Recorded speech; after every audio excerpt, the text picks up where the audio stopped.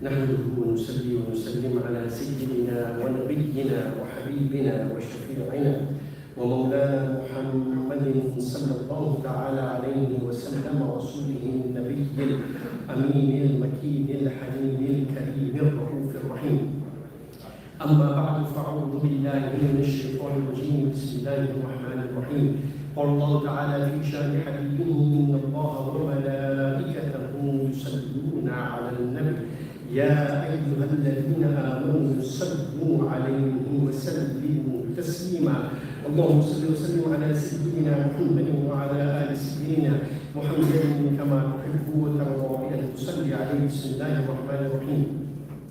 يا أيها الناس اتقوا ربكم الذي خلقكم من نفس واحدة وخلق منها زوجها وبث منهما رجالا كثيرا ونساء واتقوا الله الذي تساءلون به والأرحام إن الله كان عليكم رقيبا. صدق الله العظيم وبلغنا رسوله النبي الكريم ونحن على ذلك لمن الشاهدين والشاكرين والحمد لله رب العالمين.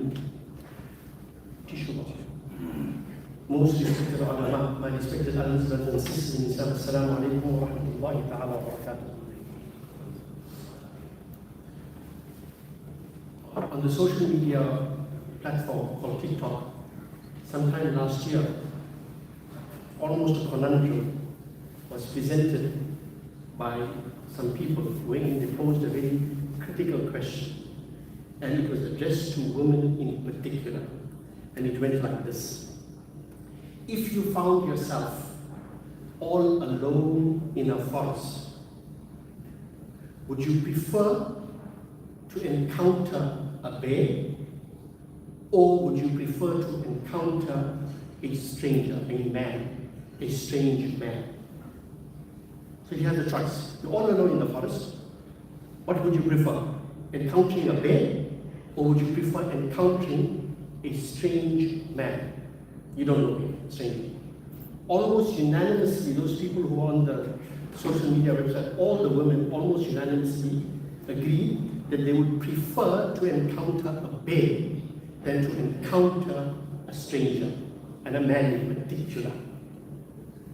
Of course, this type of poll is not necessarily academically or scientifically in one form or the other any accurate benchmark, in terms of the situation, but it brings to the fore a very, very critical issue in terms of how women view their own personal safety and security, and the fact that they understand that protecting themselves, protecting their bodies, and protecting themselves emotionally and mentally is something that they have to be hyper vigilant about, particularly when it comes to men. Now, obviously, people will diss the whole discussion and say, you can't compare bears to men, considering the fact that, people encountering bears is 1 in 12 million, right? And about 40 people die of bears warning them to death, whatever it is, annually. And if you compare that to the number of men that you're encountering in a day, right, the results will be different. But that wasn't the issue. The issue was the question of the safety and security that women feel in the presence of strange men. Now, we all are aware of the fact that we are observing in South Africa, and particularly 25 days of activism against gender-based violence and whatever the issue is. And I'm not going to go into most of those issues, but I want to touch on some issues. And the purpose of today's discussion is to stimulate discussion, and I'm going to use the word provoke discussion. It's open-ended, right? And I'm going to let the cat among the pigeons sometimes. It may not necessarily be my opinion or whatever it is, but it's there to stimulate and provoke discussion. Now, when it comes to the issue of gender-based violence or violence in any form whatsoever, if you were to just give the definition of a Muslim as the Holy Prophet ﷺ defined a Muslim in action, in practice, you'll fully comprehend the concept of safety, security, respect, dignity in Islam. Because the Holy Prophet ﷺ said in one of the first ahadith, in one of the chapters of Sahih al-Bukhari, Al-Muslim man salima al-Muslimuna min lisanihi wa yadihi. the Holy Prophet sallallahu ta'ala alayhi wa sallam defined a Muslim not only by his iman amantu billahi wa malaikatihi wa kutubihi wa rusulihi, and no, he defined the Muslim in terms of his behavior, in terms of his demeanor, in terms of his ethical and moral outlook by saying a Muslim is he, and is identified by the fact that he causes no verbal or physical harm to a fellow Muslim. And physical harm doesn't mean just a club only. Any type of action that you engage in, practical action to cause harm to a person, falls under this category. Where if you engage in something practical in causing harm to a Muslim, then you are not fitting the definition of being a Muslim according to the Prophet Muhammad sallallahu alayhi wa sallam. And when it comes to gender-based violence in particular, if you take this hadith itself, it covers that, and then the Holy Prophet sallallahu alayhi wa sallam, Man aminahu nas ala dima'ihim wa amwalihim. And the Prophet defined a mu'min, and he said a mu'min is he from whom others find themselves completely safe and secure with regards to their lives and their wealth. Meaning they are aware that if this person is a Muslim and he's a practicing Muslim who has reached a level of iman in his practice, then you are safe with regards to your life. He won't harm you. He won't cause you any harm whatsoever. She won't cause you any harm whatsoever. In fact, even your wealth is safe with that person. We don't have to go far in terms of defining our duties towards women and how we should be addressing gender-based violence. These two hadith in itself are universal benchmarks that every community and every society can apply, and we as Muslims are more duty-bound to be living this type of Islam and practicing this type of Iman. Now, when you look at gender-based violence, you look at it fundamentally in 4 categories. I created a 4th category. You have verbal abuse. Verbal. Then you have the physical abuse, which is causing harm, by hurting the person, by becoming violent, physically violent, and within that will obviously be sexual violence. Okay? Then you have psychological abuse. Right? Wherein a woman's emotions, is toyed with, etc., etc. I discussed that earlier. And then you have, I created another, which is financial abuse. Okay, that's not economic abuse. These are 4 fundamentally the categories in which you will find one form of abuse of women or the other. But I want to give you 3 shocking statistics. I don't want to get into too many statistics because it just fries the brain. Number 1 is that according to the World Health Organization, which is an arm of the United Nations, 1 in 3 women globally has experienced physical or sexual violence by a partner or non-partner. 1 in 3. That's not a small number. That's not a small number. You're looking at almost 80% of women have experienced one form of physical or sexual violence by a partner or non-partner. But it gets worse. According to United Nations statistics, 10% of women who are murdered globally are murdered by strangers. Only 10%. The other 90% are murdered by someone known to the victim. 90% of women who are murdered globally are murdered by someone known to the victim. Now let me give you the most shocking one. According to United Nations data, horrifyingly, it shows that every hour of the day, pay careful attention to this, every hour of the day, 5 women or girls are murdered by a member of their own family. Let me repeat that. Every hour of the day, 5 women or girls are murdered by members of their own family. Every hour. So by the time Jummah finishes today, astaghfirullah, 5 women or girls globally may have been murdered by a member of their family. Allahu Akbar. And this is every single hour. And according to United Nations statistics, the leading cause of premature death of women globally is as a result of physical violence by men. That's not something to be toyed with. Now, when we are talking about 5 women being murdered murdered by members of their own family every single hour. The term for it is called femicide. We generally see the end result, that the woman was murdered. Who murdered her? Oh, her brother murdered her. Why? Oh, it was an honor killing, like you get in some of the Arab communities in the Middle East and in Asia and whatever it is. Or who murdered her? Oh, the father-in-law murdered her. Or what happened? Generally, the perpetrator of the act of violence or the murder may have been a male. But sometimes, and often omitted and missed statistic is the fact that there were underlying causes that led to this femicide. And the people responsible for bringing to a violent and horrific death may not necessarily have been the men. The men may have committed the final heinous act.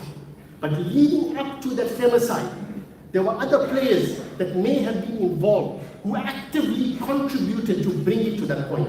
And this is very rarely, if ever, taken into consideration and included in terms of the statistics. What am I talking about? I'm talking about something that we rarely talk about, which is toxic femininity. What is it? You have toxic masculinity, then you get toxic femininity, exploitation and abuse of women by other women.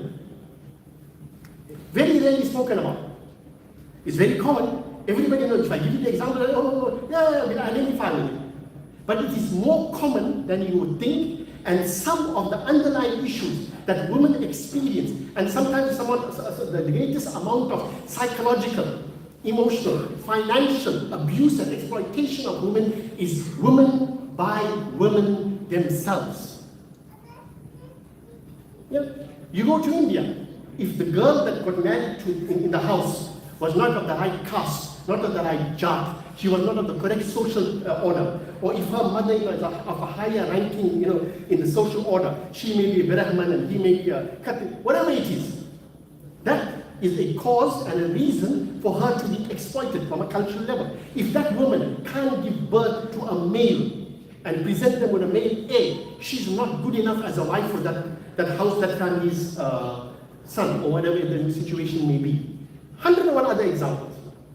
And if you look at some of these issues, which are far more common than you and I wish to discuss, you will notice that these statistics are even more horrifying than other statistics. And I'll give you some of the examples of this one here. Some of it you know about, but I'm just going to give you an idea how it works. All of you sitting here, you have experienced what we would call a toxic relationship or a toxic situation between a mother-in-law and a daughter-in-law.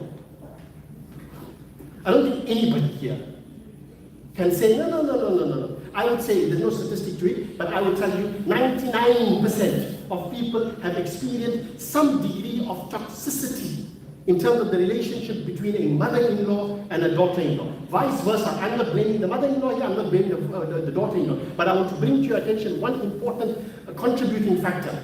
The biggest weapon in this battleground of women versus women in a household, one of the biggest weapons is money.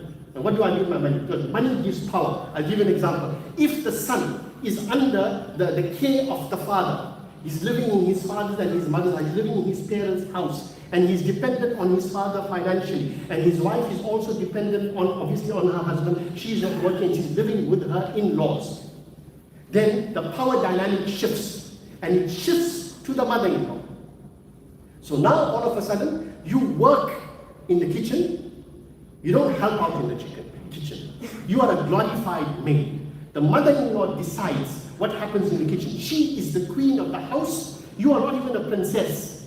You are a princess in your father's house. You are here, you are a glorified, paid-for servant, doormat. I'm being a bit harsh, but this is the reality. If, however, the power dynamic shifts and the son is the wealthy one, and he is the one who can manage issues and whatever the situation may be, and his parents or his mother is living with him, then the power dynamic shifts. And now all of a sudden the daughter-in-law says, hey, my husband is bringing the bread. He is the one paying for your medical aid. You are staying in my house, etc., etc., etc., and the power dynamic shifts. And you know the best part is, they play the victim card against one another. Women themselves play the victim card against one another. The amount of verbal, emotional abuse that takes place is mind-boggling. Surprisingly, in this one situation, I want to ask you, don't have to give an answer. How many times have you seen or you've heard about father-in-law, son-in-law politics? Not that it doesn't happen. Very rarely. The father-in-law, they have a problem with the grunt. Then when soccer match will start, both will sit there and the father will give each other high five and bully. But you ask a mother-in-law what the daughter-in-law said to her on the 12th of January 1999 at 11:15 p.m. and ask the mother-in-law to repeat it on the 28th of November at 12:47, she will give you verbatim what the daughter-in-law said to her so many years ago. And vice versa. Very rarely are these issues spoken about. Yet, the amount of emotional trauma, the amount of verbal abuse, the amount of emotional abuse, the amount of gaslighting, the way the women are put down by one another, say either way, mother-in-law or daughter-in-law, is something that we need to be very, very vigilant about. You know what the best part is? This type of abuse doesn't have a help desk. Women can't go to a help desk and say, you know what, hello, my daughter-in-law is giving me hells at home. Hello, can you help me? My mother-in-law is giving me hells at home. What is she doing? Oh, she didn't like my biryani. They put the phone down. Not realizing that this has been continuing for a lengthy period of time, and what has happened, it has affected that person mentally, emotionally, in one form or the other. And very rarely do we ever want to talk about this. That's one example. I don't want to go into detail, okay? The next one is, because I'm talking about the toxic relationship between women, our women, Muslim women, people globally will talk about women's rights and the right of dignity to women, the respect of women, the honor of women, this woman, that woman, equal rights for women, give them this, etc. Give the rights to women. We will stand up for the rights of women. If it's your body, you may do whatever you want to do with it. You can dress it as you want to. You know all the women's rights issues. MashaAllah, all our women, I support. SubhanAllah, MashaAllah. But why? If that woman who's standing up there, the champion of women's rights, if her husband takes a second wife, Gaya, all the women's rights, all the equality, all the dignity, all the honor, and everything that everybody espouses inside there, all will go down the drain. Then when you forgive my language, then the jar comes out. Yeah, nobody wants to talk about this. And like I said, it's meant to stimulate and provoke discussion, not necessarily my opinion. Okay? But that's what happens. And you'll see it in our community. The second wife is generally a social pariah. Why? Why is she a social pariah? She can't be integrated into the community. She has to stay behind the scenes all the time.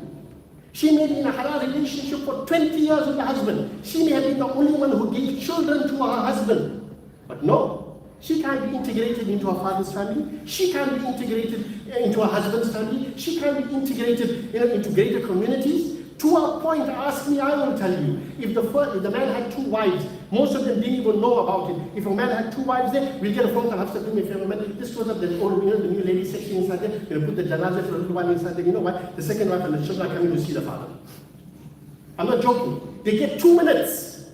They get 2 minutes. Just to remove the kafan, see the father's face, have the 2 minutes of closure, the zakat, close up and go. While the body was lying in state for maybe 5-6 hours in the first wife's house. What happened to equality there? And the type of abuse that takes place, you know and I know, that if a man I'm not justifying the second, you understand what I'm saying? If a man took a wife for Shari'i valid reasons, let's give the best case scenario. Shari'i valid reasons. Didn't marry one blue-eyed blonde from Ukraine, married one sister from Congo. You understand? Yeah. You know, one who was possibly, what you call it, or in Sudan or somebody there, right, who ended up, they don't want Doro Ghost. You understand?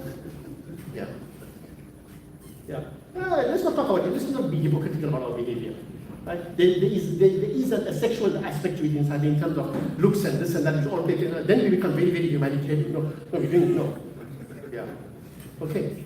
How often have you seen that a man engages in a halal transaction, in a halal contract of marriage with the second woman, and eventually when his wife finds out, they put the gun to the head, they leverage the children. It's either me and the children or the second wife.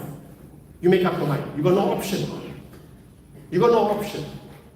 You got no option. What happened to human rights there? What happened to the abuse there? What happened to the social isolation of that woman over there? What happened to the emotional and mental state of that woman where she has to hide every time she is out in society? If somebody asks her, who's your husband, she's got to shut her mouth. And always, more often than not, almost all the time, the bad one, the sexually deviant one, the woman who was the femme fatale, who caused her husband, the husband, to deviate in the first place, was the woman. They won't aspire, acquire, what you call it, take any blame for themselves. No, I wasn't a good enough wife. No. You are out. You are out. There's another issue. I'm giving you some of the issues to simulate discussion. Then look at the situation, the toxic situations in our communities, wherein people abscond their responsibilities. You have the situation between a toxic mother-in-law and a daughter-in-law. I understand that. Okay, fine. It's almost a universal issue. Practically every Indian Soofie must have one angle of, Muslim daughter-in-law or Muslim mother-in-law. That's wrong. It's a global issue. But there's one more issue. Again, the issue of treatment and dignity and honor of women for one another.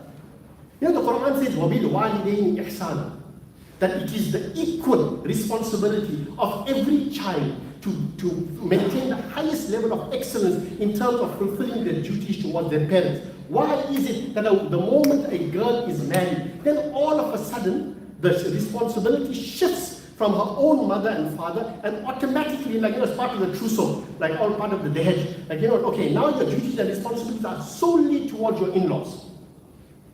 Where that came from? And then, if you have multiple brothers, generally speaking, the eldest brother has to take on the responsibility of taking care of the parents, financially or in the same house, or whatever the situation may be. And somehow the other daughters-in-law get away scot-free because she was a big mouth. The small one gets away with murder, or the middle one gets away with murder. She's a working class woman, so she can't take care of her in-laws or whatever it is. So between the siblings, the brothers and the sisters, boss, I can't take, my floor she's like this, my floor is like that, this one here is like that. So they lump it onto one son and tell him, you take care of her. That's your endowment. We will live our comfortable lives. We will do what we need to do. And we will go on holidays. What must you do, mommy? Why don't you take her with you for Umrah? You haven't heard that before. Then you'll have the daughters who will abscond their responsibility with their own parents. Why they got away scot-free? They got married. Eventually the husband moved away to Joburg, Cape Town, or somewhere overseas, or whatever it is. So finished, I'm done. I'm not worried about my mother, I'm not worried about my father, I'm not worried about mother-in-law, daughter-in-law. My in-laws, my father-in-law, daughter-in-law. I'm free. So whether they live, whether they die, oh yeah, no, don't worry, my husband sends an X amount of money every month. So who sits there? Who takes care of them? Who sorts it out? And you know what happens? It has a toll on the women. Like I said, physically, emotionally, financially, to a point wherein mothers-in-law and daughters-in-law, especially when they are financially dependent on one person, whether it's the son or whatever it is, it becomes a tug of war. If you bought one for the mother, the wife will say, oh, well, where's mine? Bought something for the wife, oh, where's mine? Oh, you're taking your wife and your children You're taking your wife and your children on holiday. You saw how a sense of exclusion, right? They're not part of our lives, but we're living in the same house. Why are these spoken about? Why are these issues spoken about? These are just, I'm talking about the toxic femininity and the exploitation, abuse of women over, with regards to other women. I'm not in any way diluting the heinous crimes committed by men. But I'm saying these issues are far more common issues that are very rarely ever addressed and dealt with. And it creates so many problems in so many communities, in so many households, because women just can't deal with one another. They can't deal with one another. They just can't. Put two women in the kitchen. I'll ask a question. I'll ask a question if you're not here. The TikTok social media question was, if a woman was all alone in a forest, right, who would she rather encounter? A bear or a strange man? So the woman unanimously said, a bear. You know why? The bear may see the honey and he'll get attracted to it. The man, on the other hand, will only see honey. Now I'm going to pose the question again. Ask the woman this question. If you're all alone in the forest and you were to encounter a bear or encounter your mother-in-law, or daughter-in-law. What do you think the answer would be there? No. You know what they say? I'd rather encounter the bed and bribe the king, finish my mother-in-law or daughter-in-law. Really. You know, the number of times, if you ask me 20 years ago, what's the primary cause of relationships breaking in a Muslim family, which leads to divorce? 20 years ago, I would have told you it's mother-in-law, daughter-in-law issues. Almost 9 out of 10 issues I was dealing with would primarily be centered around abuse either way. Abuse either way. And it's common things. Today, unfortunately, it's financial. Today, it's financial. Because now women are working and they become empowered or whatever it is inside them. That's another issue altogether. Now I'm going to bring your attention back to some of the toxic masculine qualities that we have and tendencies that we have. One of the ways of abuse that men have been engaging in, which is pathetic, is number one, is that the man commits the sin. The man has an affair. The man does the wrong. The woman says, I've had enough of your philandering, I've had enough of your adultery, I want a divorce. Good luck. Good luck. All you will hear is Appa make sabar. Appa make sabar. And the woman realizes this. And she realizes, no, she normalizes, no, you know what, I have kids so I can't leave. I have kids so I can't leave. I have to keep the family together. I've learned to live with it. I just turn a blind eye. But the amount of pain and difficulty and anguish that she undergoes is something that is never taken into consideration. Our justice system, legal, South African, and for that matter, our theological system has failed us in this matter. Ask me, I will tell you. Ask me, I will tell you.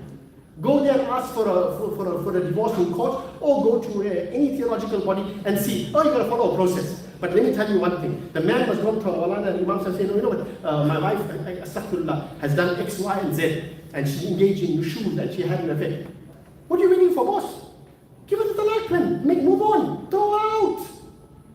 But if the husband does the same thing, Appa, make sabr. Where are you going to go now? Your father is old. Where you got financial issues inside there? I know what, now you're going to open up this whole kind of world in the community. The family's name will go down. 101 excuses. And the guy will then stand there rather indignantly and say, well, so, I did it, but now I make nikah. What are you going to do about it now? One example. Quran says, Kal mu'allaqa. He keep her, just suspended. Just suspended. And the best part is Allah said, La yuhibbu Allahu al-jahra bisu'i min al-qawli illa man zulim. Allah subhanahu wa ta'ala does not like that evil man spoken about publicly. Illa man zulim. Except for the one who has been wronged. So this idea of, no, I'm just keeping quiet because I've learned to live with it, and mind you, if you go to your in-laws, 99% of the time, they will support the wrong husband or the philandering husband and say, what's wrong with you? You know what, you are not good enough as a wife. I know what you are. I know what you're doing to my son. You blame, Ya Allah. Yeah, but let the shoe come on the other side, and the woman is called for the same thing. The mother will say, yes, before the next morning she'll be there. Pack your bags out. Okay? Another one. Divorce takes place. The man was wrong. Whatever the situation may have been, the guy was wrong. He's got kids. They're divorced. Go and ask those mothers what they undergo when it comes to maintenance. The guy is driving a 1.4 million rand motor car. When he goes to maintenance court, he says, no, see, my balance sheet only shows that I'm unemployed, I'm working for this company, I'm only earning 5,000 a month, I can only give 3,000 rand in maintenance. Because I'll be a pauper otherwise. You know how many times I've seen wealthy families, children who come from wealthy homes, all of a sudden when the divorce takes place, those children have nowhere to go to. That mother has nowhere to, she's got nowhere to support her. If she had family to give her support, they can only give support to a certain degree. They can't take it beyond that. They can't take it beyond that. And these guys would abscond their responsibility. And the poor woman who lived a life of luxury when she was possibly in her husband's home and with her parents, all of a sudden finds herself absolutely destitute. And we won't call the guy out. We won't call him out. We won't hold him responsible. How much is the Maulana or the Imam going to enforce? He doesn't know, yeah, right away. That's it. They'll take you to family court and they'll drag the issue along. And what happens? Who suffers? Do you know how many times I've seen parents, fathers who are loving fathers, all of a sudden turn into monsters after some wrongdoing or after some divorce, and the kids that they used to dote over all of a sudden, they just ignore them completely. They don't take on any financial responsibility. Ignore them and I've got another phone for myself. I got kids from there, mashallah, subhanallah, ta'ala, carry on. Now, another issue, abuse. Those children who are children of second wives, see their allocation in terms of an allowance for the mother and for them as a family and the house and so on, and see the allocation of the first wife's children. When they die as well, then you'll see a major imbalance in terms of how much the second children, they equally inherit. But no. Somehow or the other, they will end up with like 100 million, and this one here, if you're lucky, you'll end up with 1 million. These are harsh realities. These forms of exploitation, these forms of abuse, these forms of spiritually and socially, and we have mentorship courses and coaching and this and that, and the developers are blah, blah, very good. Get a help desk. Get a help desk for abused women who are suffering from emotional, verbal, psychological, financial abuse by women themselves. And you will be shocked how deep this goes. The men are there. Rubbish, I'm not interested in it. We know that issue. But this one, it's a silent killer, as they say. And it's something that we need to be openly discussing. In a very nice way, obviously, but the point here is we need to find solutions to these issues. This my way or the highway, and this constant tussle of women not getting along with one another is just as serious form of abuse than as well as Allah subhanahu wa ta'ala give a tawfiq and hidayah. Really, as I said, this is meant to stimulate discussion. It's an open-ended one. It's meant to provoke. It's for you to go out and say, hey, what are you talking about? Okay? That's what it is, inshallah. Allah give us tawfiq.